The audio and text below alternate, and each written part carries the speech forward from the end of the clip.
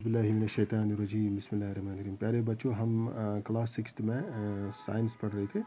Science में हम chapter number 14 water पढ़ रहे थे। इसके हम ये असाइनमेंट्स क्वेश्चंस कर रहे थे, टेक्स्ट क्वेश्चंस।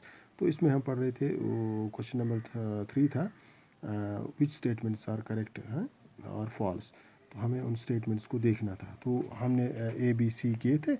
अब इसका डी पार्ट है, the evaporation of water takes place only in sunlight. Evaporation जो होती है, क्या ये सिर्फ सनलाइट में होती है? तो इसको हम फॉल्स लिखेंगे, क्योंकि ये सनलाइट में नहीं होती है।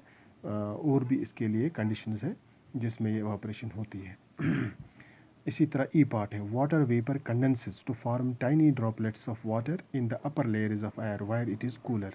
क्या वाटर वेपर जो होता है ये कंडेंस हो जाता है, फिर इसके ड्रॉपलेट्स बन जाते हैं, ये वाटर ड्रॉपलेट्स बन जाते हैं अपर लेयर्स में, अपर लेयर्स ऑफ एयर में। तो वहाँ पे ये कूल होता है। तो इसको आप लिखना ट्रू। ये ट्रू है, क्योंकि इसी से फिर हमें बादल भी बनते हैं ऊपर, क्लाउड जिनको हम बोलते हैं, फिर बारिश गिरती है इस कंडेंसेशन प्रोसेस से। तो इसको ट्रू लिखना। इसी तरह है क्वेश्चन नंबर 4। क्वेश्चन नंबर 4 है, suppose you want to dry your school uniform quickly, would spreading it near an एंगीठी और heater help, if yes how. हाँ, अगर आपको ये करना है, स्कूल यूनिफॉर्म होती है, आपको जल्दी होती है, स्कूल यूनिफॉर्म आपकी वेट होती है, आपने उसको धोया होता है, अब आपको स्कूल जाना है। तो स्कूल जाने के लिए आपको क्या है कि वहाँ पे, तो स्कूल यूनिफॉर्म जो होती है आपकी वो वेट होती है, आपको जल्दी है, स्कूल जाना है, मगर आपको यूनिफॉर्म वेट है, तो आप इसको किसी हीटर के नज़दीक रखते हो या कहीं पे रखते हो जहाँ से आपको इसको गर्मी मिलती है। तो ये क्यों होता है? अगर ये आपको मदद देता है तो किस तरह मदद करता है ये आपको? अंगीठी के नज़दीक रखना या हीटर के नज़दीक रखना, ये कैसे आपकी ये जो यूनिफॉर्म है ये कैसे सूख जाती है जल्दी जल्दी?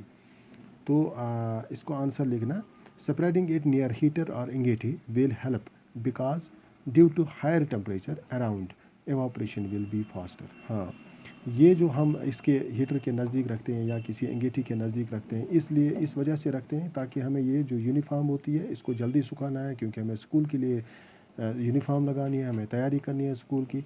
तो इस वजह से आप इसको इसके नज़दीक रखते हो, क्योंकि यहाँ हायर टेम्परेचर होता है, और जहाँ पे भी हायर टेम्परेचर होगा एवापोरेशन जल्दी हो जाएगी। एवापोरेशन जितनी जल्दी हो जाएगी, इसमें से जो पानी होगा वो बाहर निकल जाएगा, वो एयर में चला जाएगा, और इसी को हम एवापोरेशन कहते हैं। तो एवापोरेशन फास्टर होगी जितना आपको अराउंड में टेम्परेचर ज़्यादा होगा। तो अंगीठी या हीटर के नज़दीक क्या रखने से इसमें टेम्परेचर ज़्यादा हो जाता है और एवापोरेशन फास्टर हो जाती है, और आपकी जो ये स्कूल यूनिफॉर्म है वो आपको सूख जाती है, और आपको फिर इसमें आयरन करनी होती है, तो फिर आप इसको स्कूल जाने के लिए तैयार होते हो।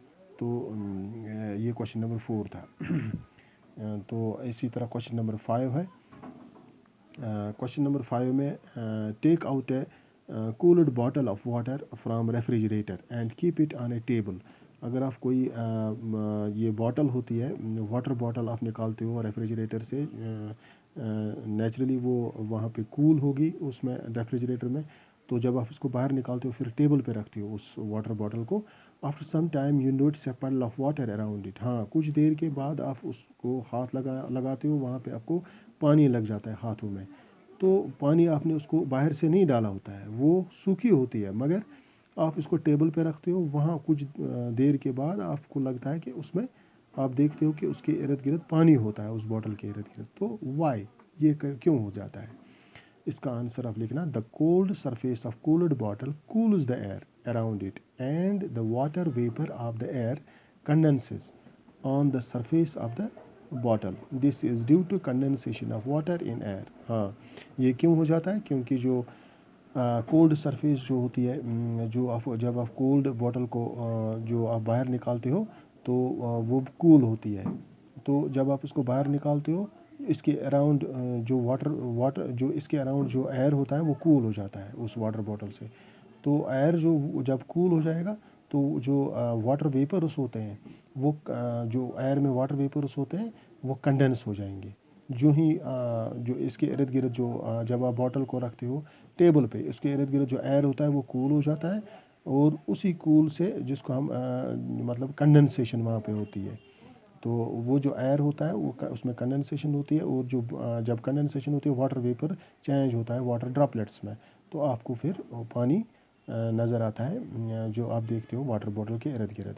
सो this is due to condensation of water in air. Okay, ये क्वेश्चन नंबर 5 था। तो मैं फिर से दोहराता हूँ इसका answer. The cold surface of cooled bottle cools the air around it and the water vapor of the air condenses on the surface of the bottle. This is due to condensation of water in air. ये condensation की वजह से हो जाता है। तो ये इसका आंसर था, क्वेश्चन नंबर 5 था ये। तो आगे हम बढ़ेंगे क्वेश्चन नंबर 6 की तरफ, तो वो हम अगली वीडियो में बनाएंगे। तो तब तक आप ये कर लेना, नोट कर लेना और इसको आप पढ़ लेना। तब तक के लिए गुड बाय।